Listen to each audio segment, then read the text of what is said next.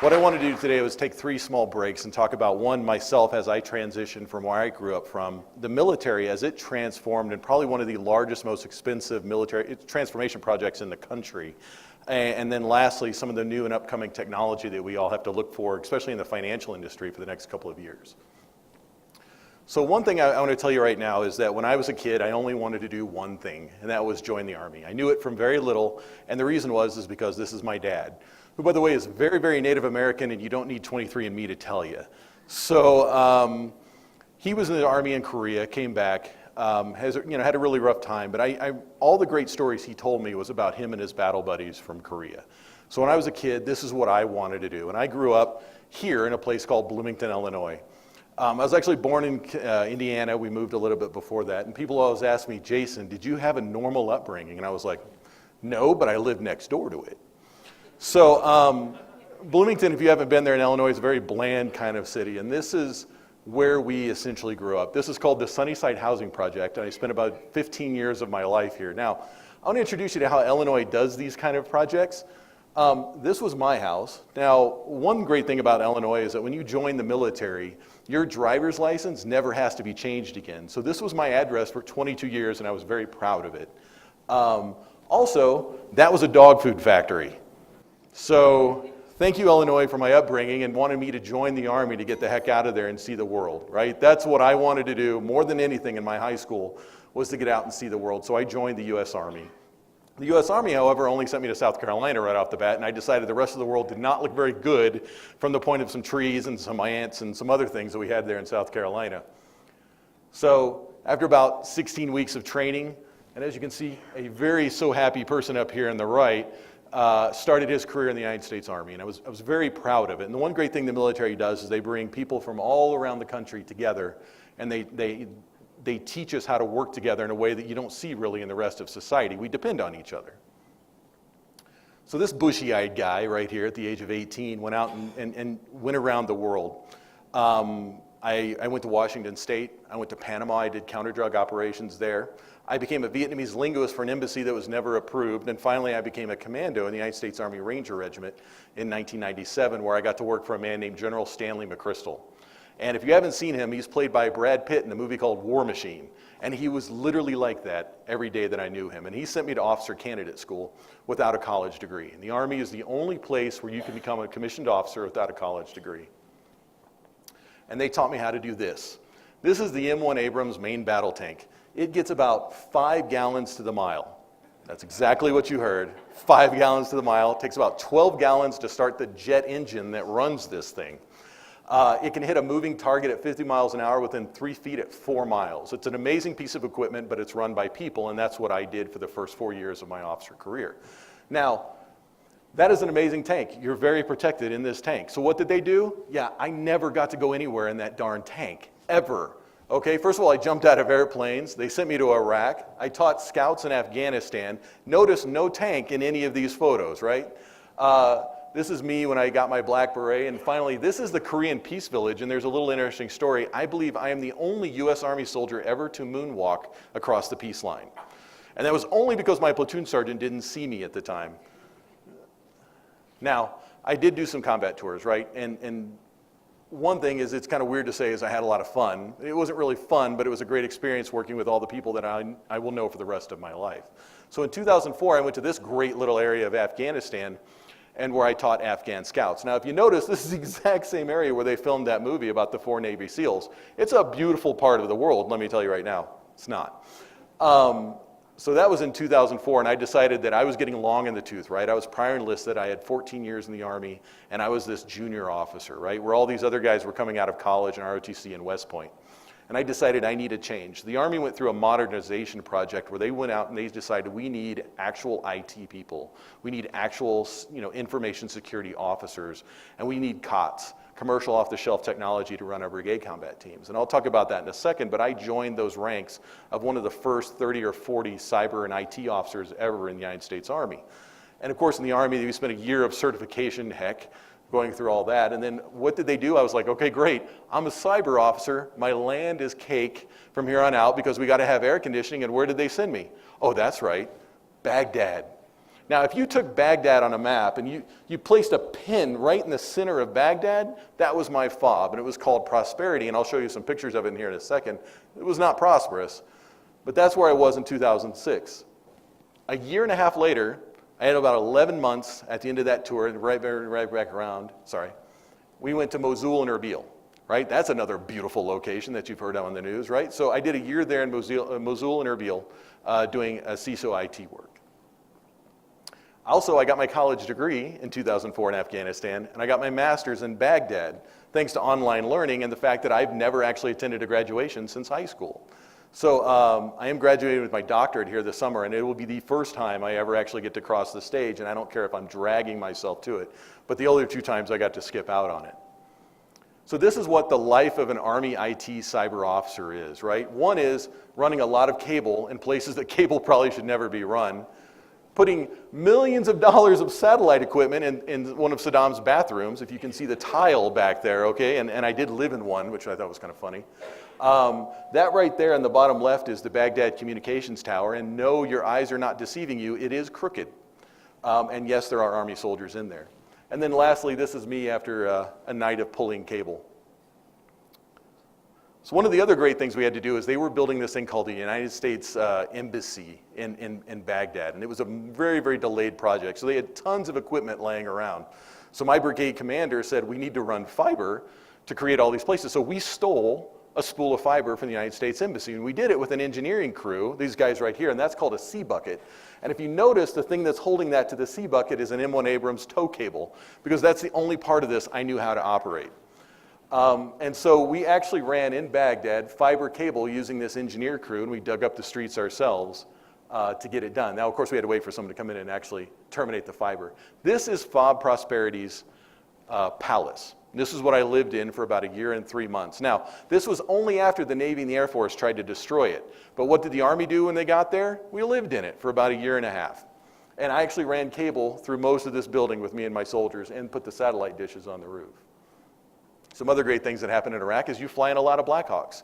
This one, as we flew, the teddy bear would fly to left and right, and they would pass it back and forth while flying. Now, that's skill. They're probably commercial airline pilots right now. His tag actually says that. This is the crew chief on the same helicopter. I decided I would never fly with that crew ever again. And also my other sport was running around taking pictures of soldiers sleeping, which I have hundreds of, because that's another thing that we do well when there's no other action. Okay, so one of the things I was really proud to be a part of was the Army's transformation. So the Army is a massive organization, larger than any other corporation on the planet, right? And in World War II, the Army had around 12 million soldiers. And the Army is very proud of doing one thing. If it works, they will never change it again. This is the procedures to jump out of an airplane, and it is literally exactly the same as the guys who did it in World War II. The only thing that's different is the parachute, the plane, and the people. But the way you walk out of an Army aircraft is exactly the same since the day they taught it in 1944. That's good and bad in an organization, and you can obviously guess why. As things changed, the Army did not change. So in about 2003, 2004, the Army decided that it needed a massive reorganization. We still never adjusted from the Cold War. We still had divisions. And we still had equipment like this. In the bottom left there, that is an Army satellite trailer that's actually a cell phone. That entire trailer and those people dedicated to it would put those 3 phones in a command post somewhere. That's how we did a cell phone in 1992. That thing in the top is a crypto device that would be used on this radio right here, which is the same radio that was used in Vietnam, and this was not replaced until 1995. And that guy up there is running a Morse code typing machine, and that's literally what it looked like. Now, in World War II, the Army had somewhere around 91 divisions, which is about 12 million people under arms. Out of that, we had 500 brigades. Now, the Army was large, but that was not even the size of the German Army during the Battle of Kursk. In the Battle of Kursk, there was over 100 German divisions deployed in that. The Army, in its total in World War II, only had 91. Now, the Army has somewhere less than, it's 31 active brigade combat teams with only about 200,000 soldiers. That is less than 2% of the size of the U.S. Army in World War II. So how does it do the same job while shrinking that much? One of the things they did is we refocused on the soldier, right? And so in 2004, we actually went out, the Army did, and pulled a general out of retirement to put him in charge of the United States Army. His name was General Schumacher. And he brought in what was called the Warrior Ethos. And then the Army started changing. The Army was very bureaucratic up until that point. When the Warrior Ethos came, that's when you saw more integration of women in the military. All combat jobs have been opened since then. And we really focused on the actual soldiers themselves, the people that run the organization. The next thing we did too is we sacrificed a lot of Army projects that were going nowhere. Now, up until this point, military projects were done one way. If you can spread it through as many congressional districts as you can find, the odds of your project surviving are higher. Now that one right there, the tank, is called the Army, I'm sorry, the bottom left, they call it the tank, that artillery is called the Army Crusader. And it was actually, there's a large poster of it that was at the Pentagon that said it was going to be built in 44 congressional districts. It had the all-time winning lead. And that project itself was over $100 billion. So in 2004, the US Army canceled all of its procurement projects, around $250 billion. And this was over the objections of Congress, many other people, right? Because why build an airplane with one engine when you can build two from two different districts? So the Army canceled it. The Comanche helicopter project that had been trying to be built since the 1980s. The Crusader artillery system, where one general likened to the fact, they asked him, would it be great in Afghanistan? He said, sure, so would the battleship Missouri, but we can't get it there either.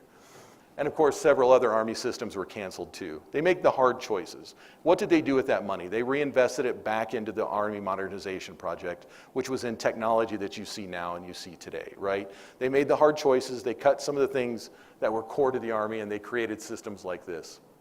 And then lastly, they did the most important thing, is that we developed training programs for soldiers to use that equipment, right? So the Army nowadays is much different than the Army I joined in 1991. In 1991, when we were gonna go into combat, and I can tell you in Panama, I had this thing called an LBE. And it was a polyester vest that you would strap to a belt. You'd carry a gas mask and 2 canteens. And what we called it was the combat string bikini, because that was about as useful as it was. When I left the Army, we had over 100 and some pounds of body armor that we'd wear, costing tens and tens of thousands of dollars that they would put into a soldier. So one of the things the Army learned is that the right people make business and leaders successful, right? If you invest in the people. So when the Army decided to make me a cyber officer, they spent a year doing it. An entire year of a captain at Fort Gordon, Georgia, going through every certification known to man so that we could become commercial IT officers. Be thoughtful and make the hard choices, right? So the Army had to make a large amount of hard choices. One was that we canceled a lot of divisions. There's no divisions anymore.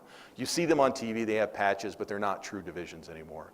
Now, why was that important to the Army? Because we lost half of our general officer slots. How many organizations today will cut half of their executives to make the rest of the organization better, right? Beware of Parkinson's law. How many people in here are familiar with Parkinson's law? Anybody heard this before? Parkinson was this genius of management, and one of the things he said is that the amount of time required to do a task will fill the amount of time that you allot to it, right? It's what creates a bureaucracy. So how do you get a middle management situation where you say you put a person in charge of a project? Well, suddenly that person has 5 people or 10 people, and thousands of dollars are being spent on it.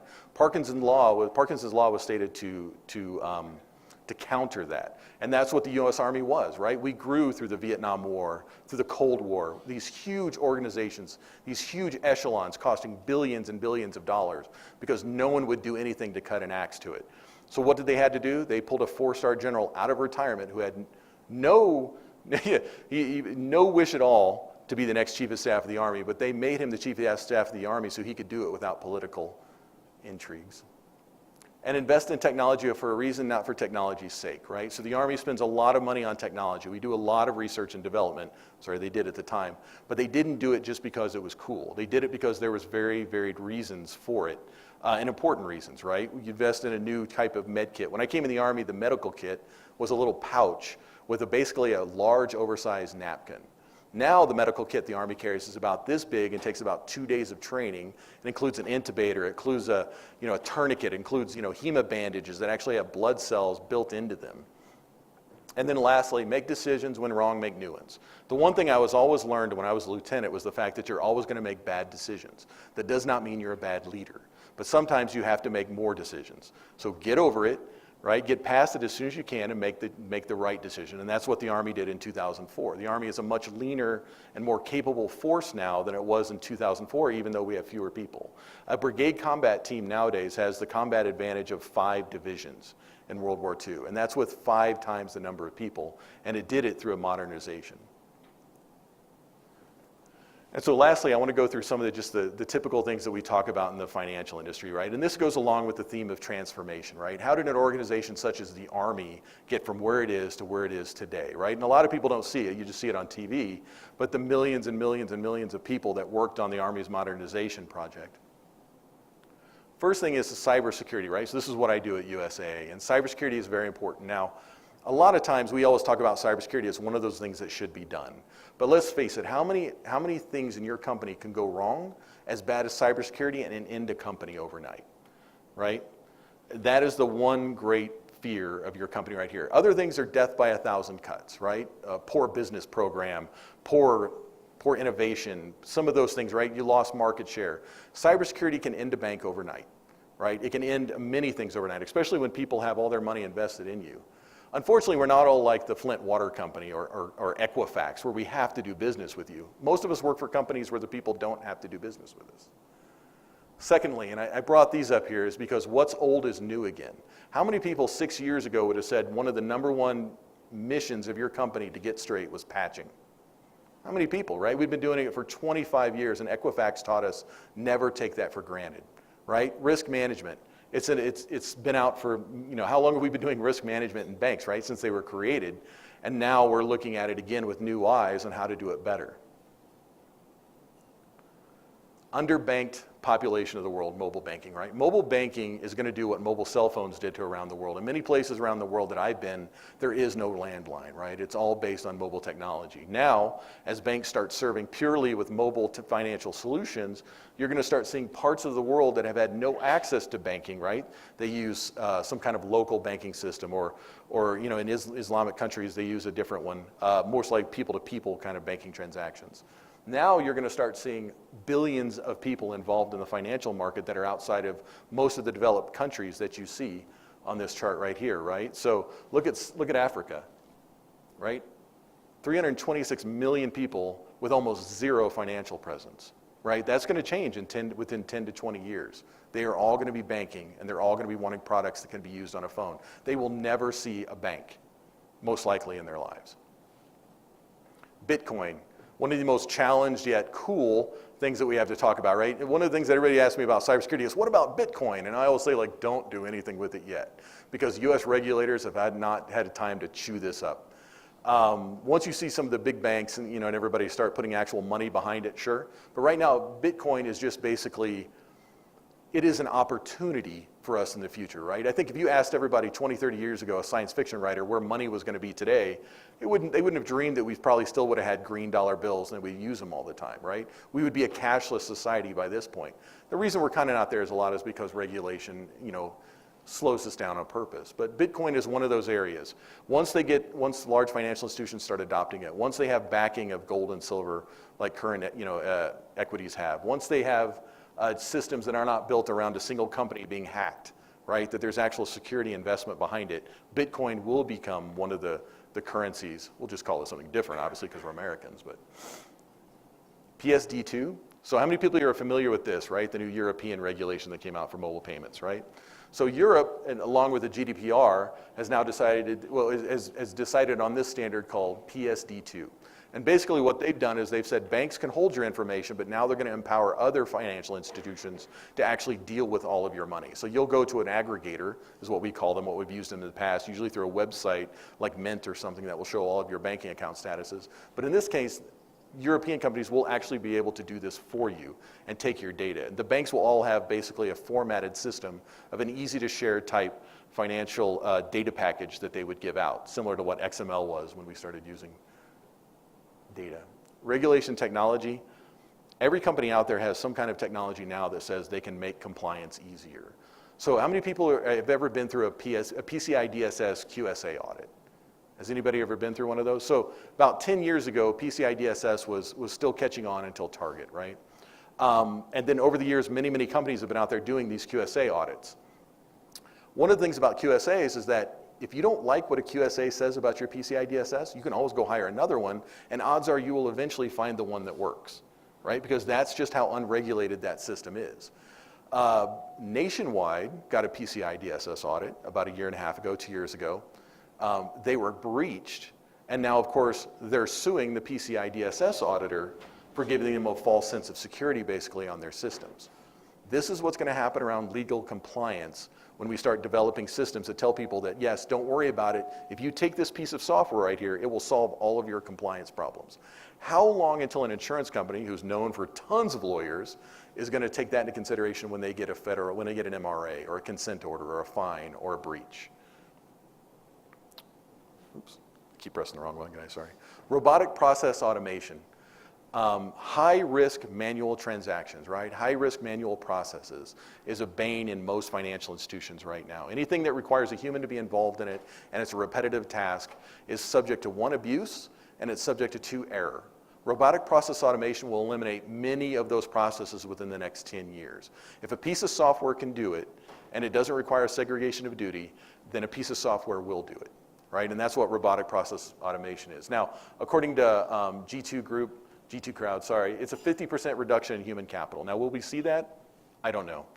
But it will save us in some of these, especially in the revenue per employee and the reduction in operating costs. And I think we can see that now, right? There's an old joke, if your job is so easy that a robot can do it, it will do it. This is the virtual side of that. I do love the fact that there's a website there that says, don't worry, we don't use actual robots. Lastly, AI. AI is one of those areas that we don't really truly have AI, right? We have machine learning. We have other things that are coming close to AI. But the point of time when a computer either thinks as fast as we can believe, as we perceive it does, or when an AI can actually think for itself is coming. How often do you think we'll need people in the process then if an AI can deal with it? Now, the next thing I want to show you about AI is important is customer interaction, right? One of the banes of any institution is how your customers interact with you. How much time you've spent training those employees that talk to your customers or deal with them. Or in some places, they just throw out the chatbot, the ubiquitous chatbot that just makes everybody angry, and you end up dialing 0 until you can talk to an operator, right? AI will give us good customer interactions through chatbots and virtual assistants. Look at Siri, look at Alexa. How long do you think it'll be before banks can use a Siri or Alexa? Whatever we call it, right? They're almost indistinguishable. My daughters love Alexa because once they saw on TV that a kid used it for their homework, now we got to stop them from doing the same thing with the dots in their rooms. Every time I hear Alexa, I'm like, what are you doing? No. But AI is going to bring us that. AI is going to move into a lot of these areas that we see a lot of human capital being used that are redundant areas or that are really high-risk areas that we'd better have a computer doing it with. So again, I do thank you for taking the time to listen to me this afternoon, and I appreciate being here, and I'm really happy to meet all of you. Thank you.